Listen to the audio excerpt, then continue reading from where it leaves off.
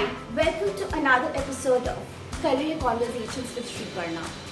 Today we're going to talk about what are the factors that are considered when you're getting a new job offer.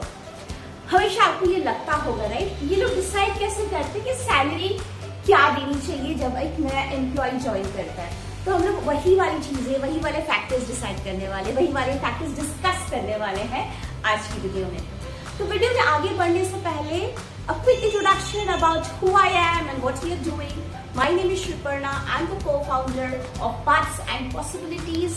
We are building a career guidance platform for students, working professionals and women who want to join back work after a career break.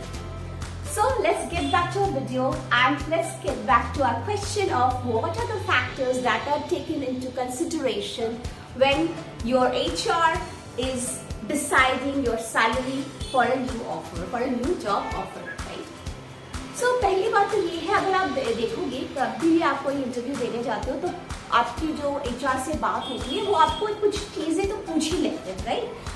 That's basically the screening round. So screening round में ना ये भी decide कर लेते हैं कि ये जो पर्सन आ रहा है, जो कैंडिडेट है, ये हमारे बजट में फिट होगा या नहीं, क्योंकि हर एक कंपनी का हर एक रोल के लिए एक बजट डिफाइन होता है, राइट? तो वो लोग पहले ये डिसाइड करते हैं कि आपकी करंट सीटीसी क्या है, उसमें कोई वेरिएबल पे का कंपोनेंट है, यानी आपको लास्ट कब हाइक मिली थी. ये कुछ बेसिक क्वेश्चंस एचआर पूछ लेते हैं ताकि they know yes you fit into the budget, right?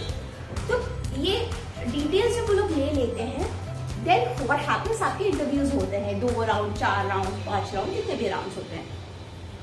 तो लाइक आई सेड कि हर एक पोजीशन के लिए एक बजट डिसाइड होती है जो कि हायरिंग मैनेजर अपने बीयू हेड से उसका एक अप्रूवल उनको मिल जाना चाहिए. Most of the companies before they open up a role they already have the required approvals in place when they open up the position.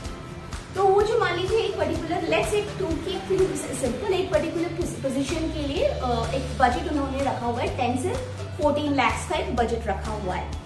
तो वो लोग पहले आपसे पूछेंगे कि आपकी सैलरी क्या है, और वो लोग एक ये भी पूछेंगे कि आपके एक्सपेक्टेशंस क्या है, 20%, 30%. तो वो लोग देखते हैं कि वो आपके after you they give you a decent 20 to 30% of hike जो कि आप मांग रहे हैं, will you fit in that budget. अभी मान लीजिए आपकी करंट सैलरी 10 लाख और ये पर्टिकुलर कंपनी का जो बजट रेंज है it is between 10 to 15 lakh, और आप बोलते हो कि मैं I expecting somewhere between 30 to 40% of hike.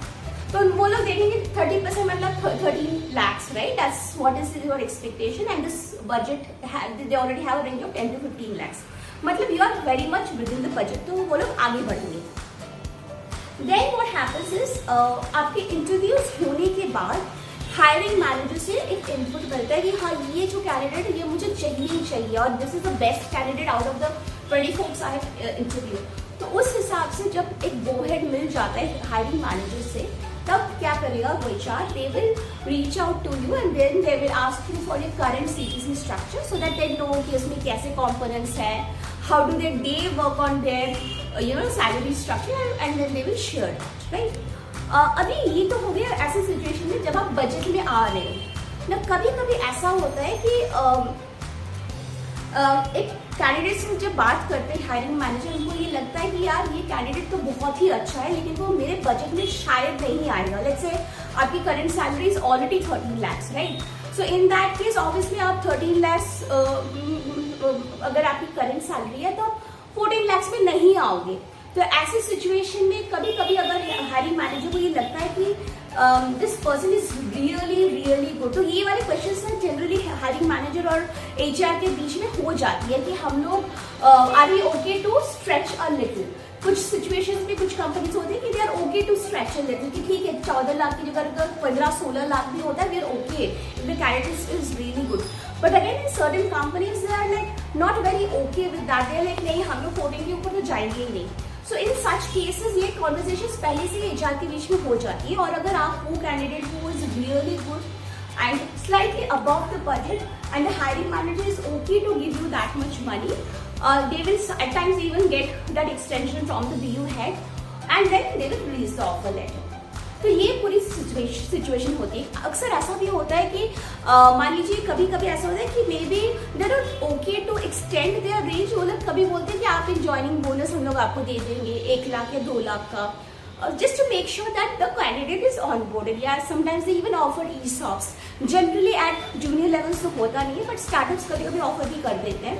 तो they try to substantiate that with by providing some ESOPs, या फिर transport हम लोग free देते हैं, food we give you free. So they will try to tell you that although they are not able to give you the salary that you are expecting, but they try to substantiate that with the by talking about a few perks that are available. So ये पूरी कहानी है कि कैसे आपकी salaries decide होती है। I hope ये आपको ऑल्सो ये क्लैरिटी देगी कि हाँ आप कैसे अपनी सैलरीज एक्सपेक्टेशन सेट करें, राइट। तो मैं एक अलग से नया वीडियो बनाऊंगी जिसमें मैं ये बताऊंगी कि how do you negotiate your salary, how do you set up your salary expectations, so that you know कि आप ऐसे ही कुछ सैलरी ना मांगो, so that you are not getting that kind of salary for your job role. At the same time you would not want to be underpaid. So I will be making a separate video for that. But for now, I hope this video was helpful. Do reach out to us if you need any professional guidance regarding your career. We'll be very happy to help you. Contact us at 8296108404. Do subscribe to our channel, like, share and comment in our videos. We'll be very happy to look at your videos and look at your comments. And I'll be back again with another new video. Till then, take care and have a good day. Bye.